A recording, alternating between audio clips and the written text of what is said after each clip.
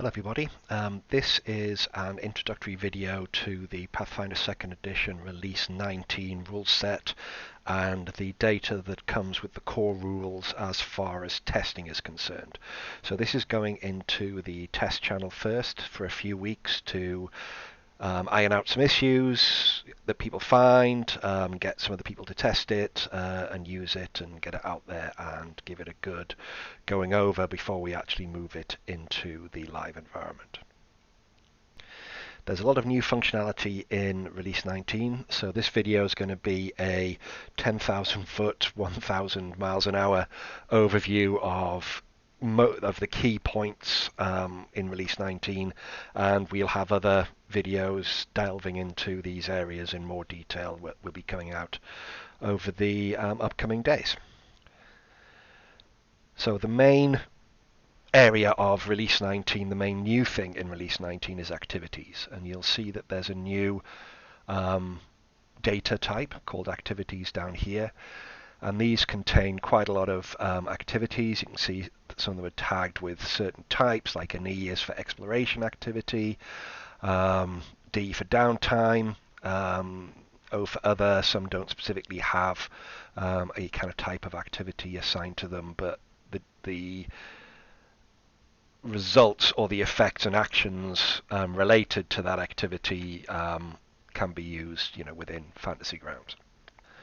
So one of the key things here is that we have kind of an auto create section that means that these are the standard activities. So these are things like skill activities, encounter activities, exploration activities that everybody has access to.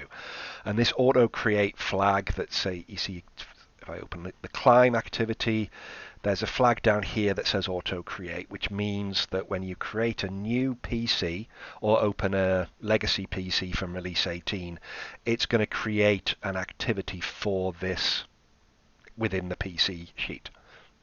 So again, this overview is very fast, so I'm just going to show you that actually happening. So if I go to the characters, create a new character. Sometimes this can take a few seconds because it's populating quite a lot of data in the character sheet. I'll just give this character a name. But there's this new tab down here called Activities. And within here, you're going to see quite a few areas. Again, the first time you load it, it might take a couple of seconds because there's a lot of data in there. There's a lot of activities in here. I'm just going to kind of collapse some of these to show you. There's just the standard downtime activities that are listed in the I think it's chapter 9 of the core rules. There's all the exploration activities that are listed there. You can open them up and see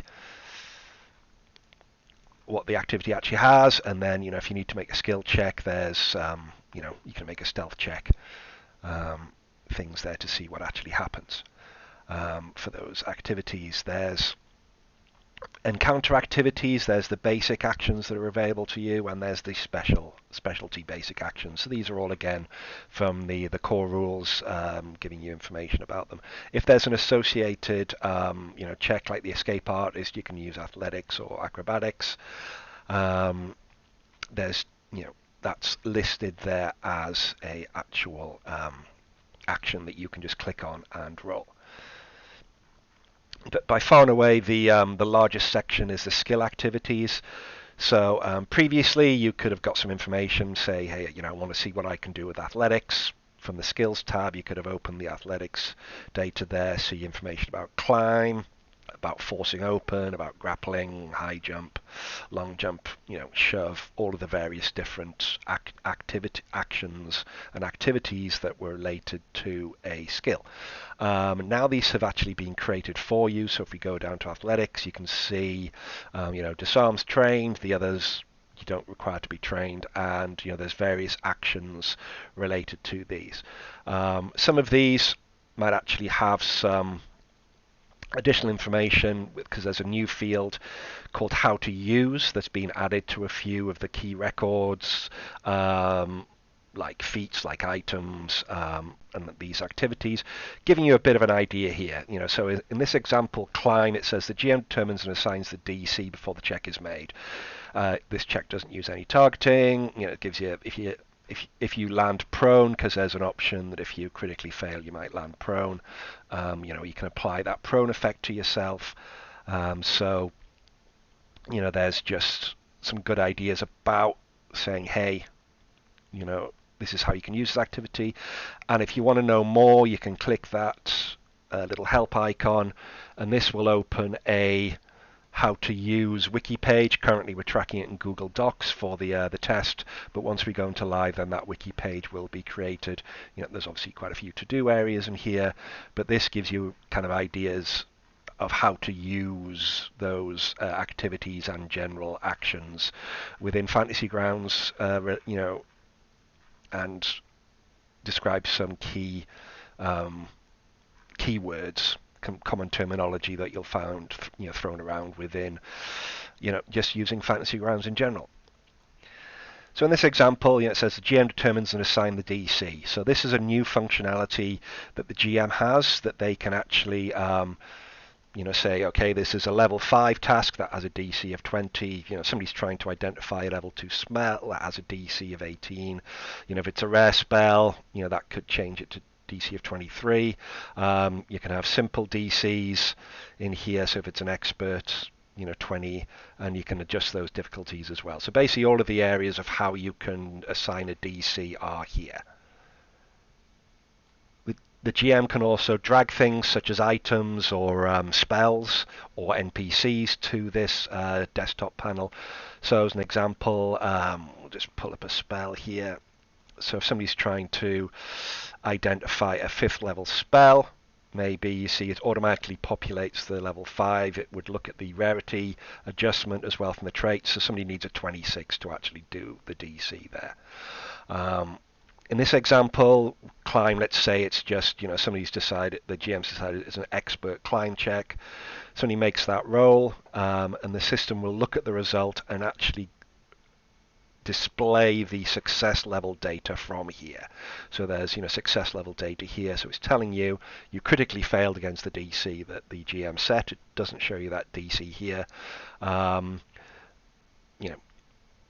You fall if you begin the climb on stable ground. You fall and land prone. And that's where the how to use text. If you land prone, click the effect button. So you click that effect button to apply the prone effect to yourself. So it's all kind of taking you through how to use that within Fantasy Grounds. So like I say, a lot of this information will be gone into more depth in other videos, and I just want to move on to some of the other functionality. So we have some upgrade code within this system. So we have a character sheet that was created in a different version, previous to release 19. We can import it. It will create those standard activities, and it will try to create activities as well off the character sheet. So what I'm going to do is I'm going to import Valoros. This is one of the pre-gens from the PFS pre-gens that are available in the Forge. And I'm also going to import, where is it? I want to import the Hask, the Ranger. So these are just being imported, these pre-gens. They're being added to the campaign. That's great. So now I can just go to the characters tab, and we have Valoros and Hask in here. So the first thing that happens is when we open a character, Fantasy Grounds is going to look at that, and it's going to realize it doesn't have release 19 data. So this is saying update this PC with release 19 data. It will make a copy. It will only make a copy if the GM's doing this. It can't make a copy if a player's doing this because the player doesn't have the rights. And it says also ensure the core rules module is activated before continuing, because it's going to use some lookup data from that core rules module. So if I click no, then it won't prompt me again, and I could go and do it from the tracker. If I tick the checkbox, then the tick mark, it would have gone through and done the upgrade. So I can do that from here now. I can do the release 19 update, just confirm that. And this just might just take a few seconds as it goes through, trawls through the data in this character sheet, compares it with the core rules, and populates the activities and everything there. So you may just see this little circle coming up there. But what this has done now, it's gone through the character abilities, well, for first it's set the fighter class DC. From there, it's kind of gone through these abilities, and there's double slice, there's reactive shield, there's shield block, there's attack of opportunity. It's also gone through the inventory for items that have activities assigned to them, such as like Elixir of Life. And what it's done is it's created the base activities that we just went through earlier in this video, and it's also created, so there's a magic item here, Elixir of Life. There's the fighter activities, attack of opportunity. There's the feats, double slice, reactive shield, and shield block. They've all been created based off the data that was in this character sheet as we did that release 19 upgrade. A little bit of new functionality in here that I'm going to just quickly show you here is shield block. Notice wherever you see an XX or YY or a ZZ, it means that there's something that you just need to change before you actually use that. And this is generally covered in the how to use field. So it says modify the XX and the shield block XX effect, replacing XX with the shield's hardness. So let's just check what our shield hardness is. Wooden shield has a shield hardness of 3. So what I should do is I should just come into here, into the effect on the character sheet, which I've just done before, change that to 3. So the activity actually has the shield block of 3.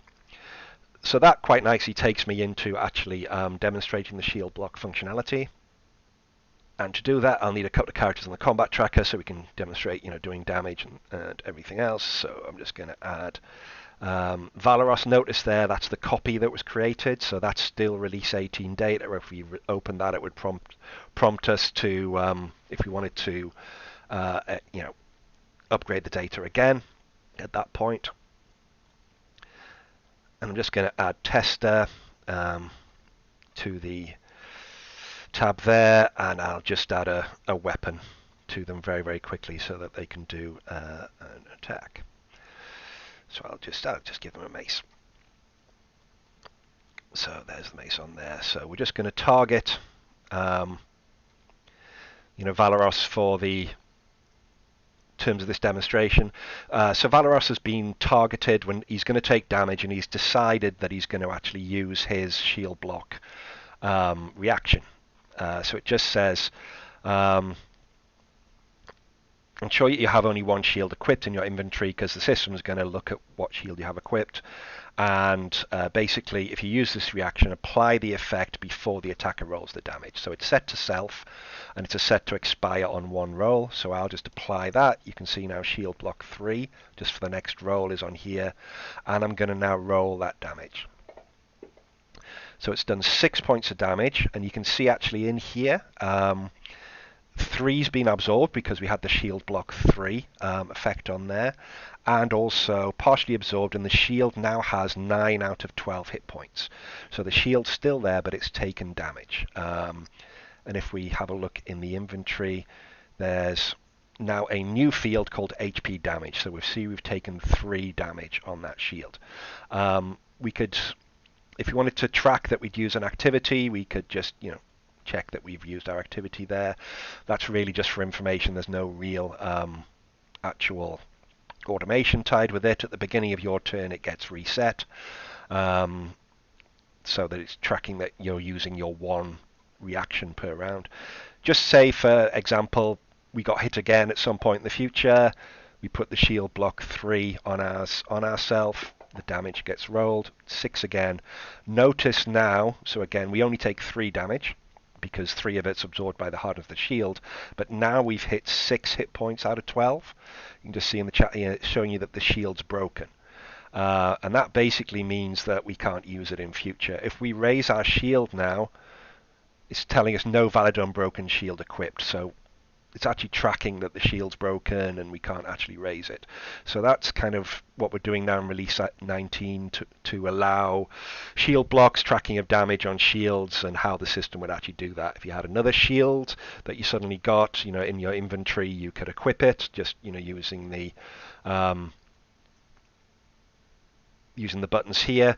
It's actually being changed to carried because it's broken. That's a part of the automation that actually happened. And then if we did a repair on this, we could go into it and we could heal some of that damage that was actually done on it and equip it again so we can use it in future. So looking at the character sheet, there's a couple of extra things that have been added in release 19. Just close a couple of windows here. There's multi-attack buttons have been put up here as well. They've been put on NPC sheets as well. This just makes it easier for players or GMs to have access to these multi-attack buttons. Notice they sync through to the combat tracker, and ultimately they sync through to the modifier box. So this isn't specific to a PC, it's just giving you quick and easy access to these modifier buttons. You can drag those to the hotkey bar as well if you wanted to, and these all sync through them. So now the multi-attack buttons are all over the place. Another piece of functionality in release 19 is what I'm calling floating windows. So if we wanted to have our activities tab open as well as our main character sheet, if you hold down the Alt key and then you click on that tab, it opens a version of that tab related to the original base character sheet. You'll see it doesn't have any of those tabs down the side because this is a floating tab from activities. So this can be quite a good thing if you frequently move between the activities and the actions tab. You can move between the two and have those open at any point in time. The inventory and the abilities tab currently aren't supported because at the moment there's a problem with removing activities and automation running twice. They're just not there at the moment, but usually you probably don't go into those as often, and you wouldn't want them as a floating window because you can then just go to the inventory there. So I don't think it's a huge imposition not to have those at the moment. So new piece of functionality is what I'm calling damage combination. So looking at Valeros, let's just have him target the tester guy. We see that he has, I could have a look at it over here, his double slice activity, which allows you to lash out twice with both strikes hit the same target, and if both attacks hit, combine their damage. So previously you would have had to have worked around this. There's detailed how to actually use this, but basically it's using this new piece of functionality which you can use with a damage combine effect, or at the top of the actions and abilities tab there's these couple of buttons here that allow you to actually say, hey, I'm going to store the next damage that I roll. I'm not going to apply it, I'm going to store it. So I'm going to store the next damage that I roll, and I'm going to roll my longsword damage.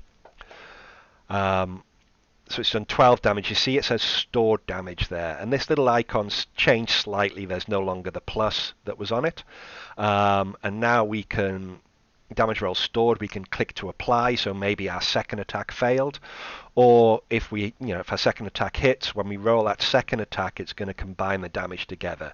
So there was 12 damage there. We roll that again. So it's only going to be 6, but you can see it's done 18 damage. This tester doesn't have any hit points, but you can just see that it's combined those damages together. It will combine the damage types together, so if somebody has resistances or weaknesses, it will only be applied once. So that's some new functionality that can be used with Monk's Flurry of Blows, Ranger abilities, Fighter's Double Slice, and other things like that. So another new thing in release 19 is auto range calculation. So I'm just going to open I've got one of the FG battle maps. So I'm just going to open that battle map, scroll in a little bit, resize it a bit. I'm going to add Valeros and Tester to the sheet there. Valeros' turn, he's got Tester targeted. I'll just double check that.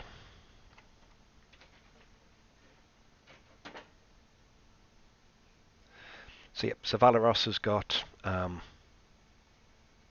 Tester targeted, and if I go to Valeros's actions tab and I use a ranged attack, so that's 17. You notice it says distance 25 feet, so that's worked out the distance between Valeros and Tester. If I move these apart, let's just move them quite far apart there, so that it's over actually 60 feet. that when I make the roll, you can see it's 19, so it says distance 90, range -2. So the short bow has a range of 60, so between 60 and 100 feet, you'll get a range of -2.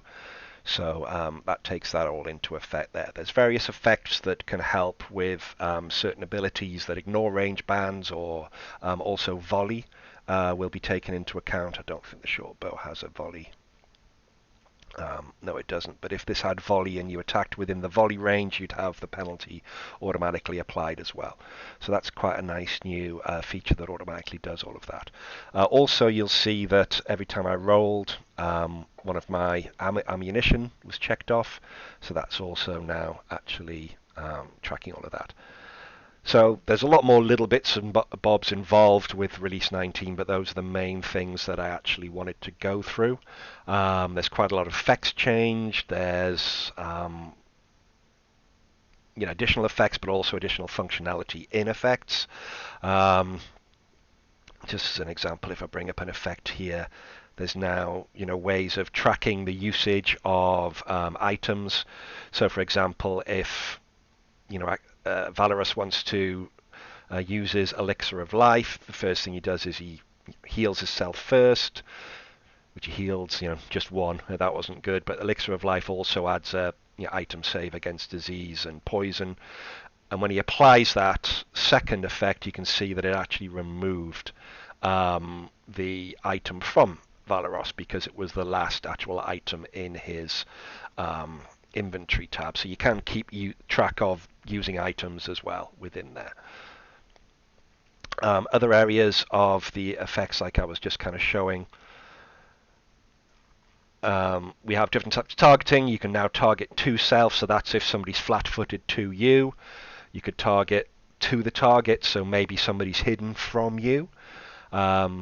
So that's new kind of targeting within there.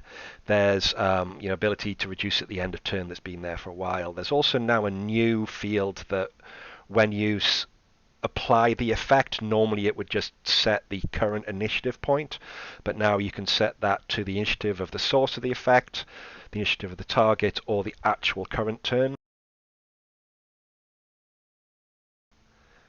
And that allows you to actually have things that effects that expire the begin or the end of a target's turn, or if somebody's doing a reaction during a specific turn, at the end of that turn or the beginning of that next turn thing. So it just adds a bit more flexibility to the actual how effects actually work.